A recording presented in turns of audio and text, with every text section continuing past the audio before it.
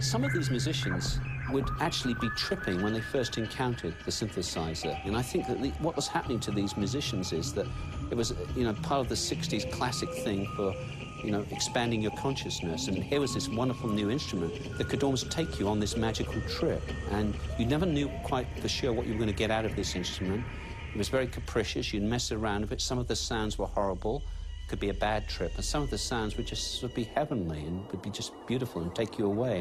And I think the performers of the synthesizer, they described the VCS3 in particular, which had an incredible range of sounds, as like acid, sort of like an electronic form of the drug acid.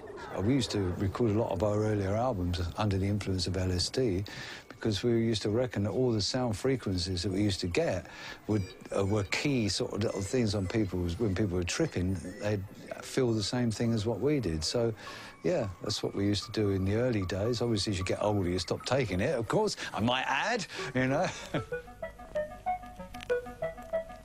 Because we had very revolutionary equipment and a very revolutionary studio, we attracted top people of all kinds. As a result of which they started adopting some of the ideas that had up to that point been very much in the sort of the boutique electronic studio.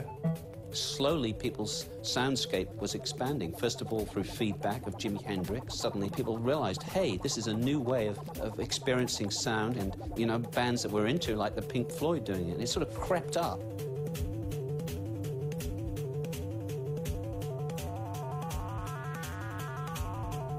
The sound of the Pink Floyd is always associated in my mind with the EMS synthesizers, the VCS3s. Much faster than a human could ever play it.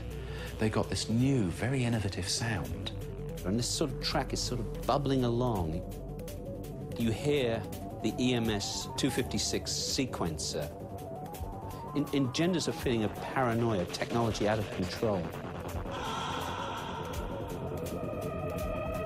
EMS equipment had enormous impact for musicians who really knew electronic music. Kraftwerk, famous German band, bought EMS gear. Tangerine Dream.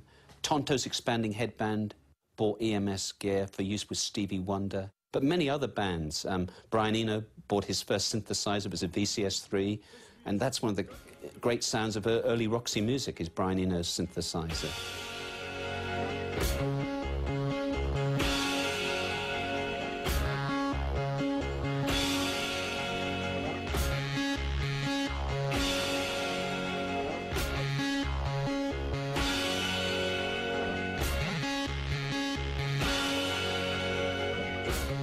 People didn't know what to call the early operators of synthesizers. Were they engineers or were they musicians? Or were they, on some albums, if you look, they're described as madcap scientists. Nobody knows what to call these folk because it's a new instrument.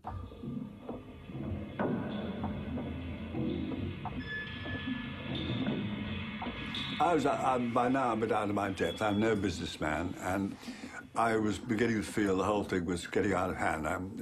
What am I supposed to be? Am I a composer or what?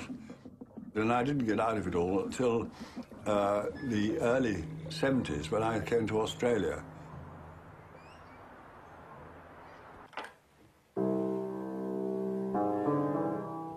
I looked at my life and I said, what are you going to do about your concert music? Where are your symphonies? Where are your string quartets?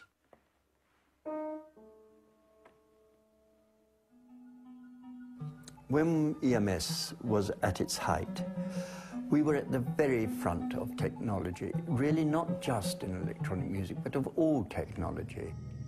But our studio had never had any support from the government whatsoever. And it seems such a shame, looking back on it, that we were foremost in the world, and yet in the end became famous for rather pathetic little synthesizers. Thinking of the demise of the EMS company, there were many factors that led to it folding. One of them was that Peter's marriage to Victoria broke up, and she was an important benefactor to the company. It's either Peter or Tristram wrote a letter to the Times offering the studio to the nation. It was worth quite a lot of money by this point. Maybe electronic music wasn't well enough understood in Britain. No one took up his offer. And so, sadly, when the EMS went bankrupt and Peter then became really strapped for cash. The equipment was stored, I think, at the National Theatre, in what Peter told me was a dungeon. I guess it was just a basement, and it had flooded. It had been chopped to pieces with wire cutters and saws, and there was a leak, and rain was pouring on it. It was heartrending. Think ahead just 50 years, perhaps, to the day when everyone will appreciate the nuances of electronic music.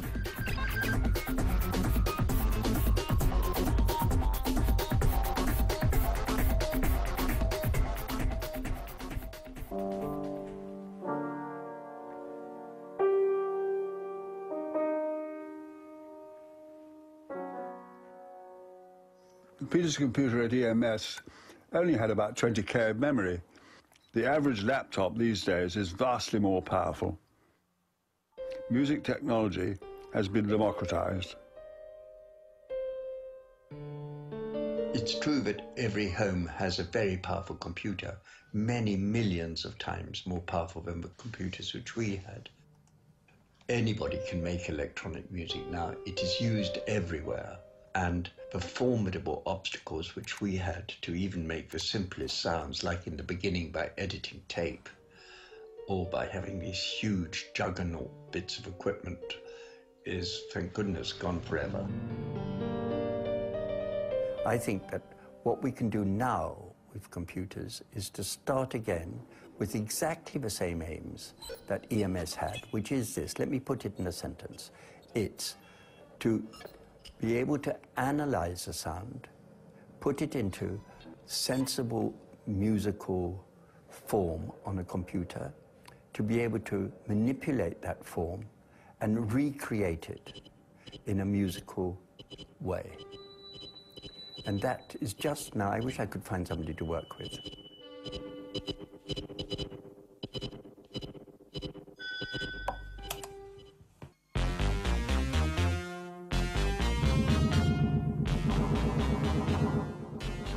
Every sound out of it is crazy. It's the only thing that I use to make strange science fiction noises. It's forever an inventing synth, and it kind of tells you what it wants to do, really. And then before I know it, the original bass sound I wanted and created to begin with is gone, and I've come up with this kind of new sound.